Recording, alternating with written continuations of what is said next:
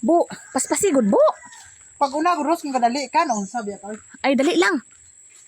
Dali lang, kayo. May kakao, bu. Kuha ko kakao, bu. Isa naman ni Ros. Membro man kag bata nga walay buot, Ros. Sus, uy. Bata laman nga walay buot, magkaon ani. Ala, dagana kakao, dribo, no? Daghan gi kayo eh. Ay. Sang una ba kaning kakao ba wala ko kalimot ani sang una ba. Unsa di ay? Hapit ko matigbak ani. Unsa di ay? Kini kuan kini Dali lang. Kuan, bu, Tagaloga, bu, ha, kay para makaintindi po ng mga followers nga Tagalog ba. sige. Mm. Maliliit pa kami na child ba. Yung bata pa kami na maliliit pa. Yung silingan namin doon sa ubos, mayroon sila mga taniman na kakao dahil mga kuan sila ba, kung sa kuan pa mapipisan sila, nagtanim sila ng mga kakao. Yung mga magulang namin dahil matatamad sila, hindi sila tumatanim. May lupa naman sana kami dito. Pero hindi sila nagtatanim dahil matatamad sila. Yung silingan namin na si Bibot yung kabante, ang Bibot kabante, yung mapipisan ba. Nagtanim sila ng kakao. Yung kakao nila maraming luto ba. Di kami parang na-attract kami yung magaganda ang kakao, yung walang daot ba. Kasi pagka kuan na pupunta kami dito doon, kuan kami, nagkukuntisan kami ng kapatid ko. Dahil magugutom, dahil sa isang araw kaduha lang kami kumakain. Kumakyat kami doon sa kakawan nila. Parang ninanakaw ang style namin ba. Yung hindi nila alam na kinukuha namin yung mga kakao nila. Hala. Kuan, nabigla ako ba dahil gugutom. Yung mga liso ng kakao, yung mga buto, kasama yung butot, itinutulon ko. Hala. Parang madali-dali ako mabubusog ba. Ang goy pati liso ito. Pagka dating ng mga 3 araw yon, parang hindi ako natutunawan ba. Yung parang gumagahi na yung tiyan ko. Gay. Parang kuan na ba? Kabalaka na yung mga magulang ko. Dahil maliliit pa man ako. Parang kuan ba? Kung sa kuan pa yung kakao hindi tunaw yung liso. Magahi niya tunawin ba sa tiyan ko ba? Parang hindi ako nakadumi. Parang kuan ba? Dalalin la sana ako sa ospital.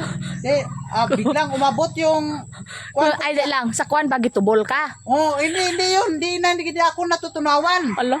Pag kuan umabot, dalhin na sana ako ng ospital. Nagdating yung kuan ba? Yung tiyahin namin na parang albularyo rin. Kumukuha na yung kuan to. Kuan ba? Yung kuan ng kasla. Yung binubutangan ng parang sabon ba? Tuba-tuba? Yung paklang ng tuba-tuba. Dahil may pagka-albularyo rin yun yung ante ko. Hala. Pinasok sa puwit ko ba? Parang pinaanal sa puwit ko ba? Yun, na parang dumadanlog siya. Nakakuan ako, dumi ako. Ang iba, sinusuka ko na. Hala. Parang, kuhan ko yung hangad-hangad ako. Grasya na sana. Ay, ngayon pala, yun, ano ba? Kuhan ko ba? Parang kuhan ako. Kuhan ako, titigbak na yata ako nito. Salamat ako sa kuhan ko, sa yung tiyahin ko. Kay may pagka-albularyo yung kaliwat namin. Hala. Tinambalan niya ako. Nagdudumi ako. Ang iba, sinusukuan ko ba? Dito ko ginalabas ba? Mga liso ba? Buong buo pa. Yun, napil ang mga bulati. Nalilipong ang mga bulati sa tiyan ko rin. Lumabas rin ang mga bulati. Parang napupurga ako ba?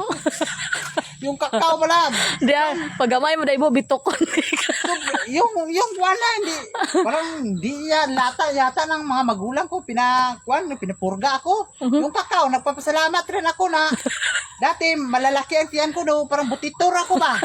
Pag dito nakakain ako ng kakao na may trade dyan kakain ako ng kakao. Na liso na tutulon ko.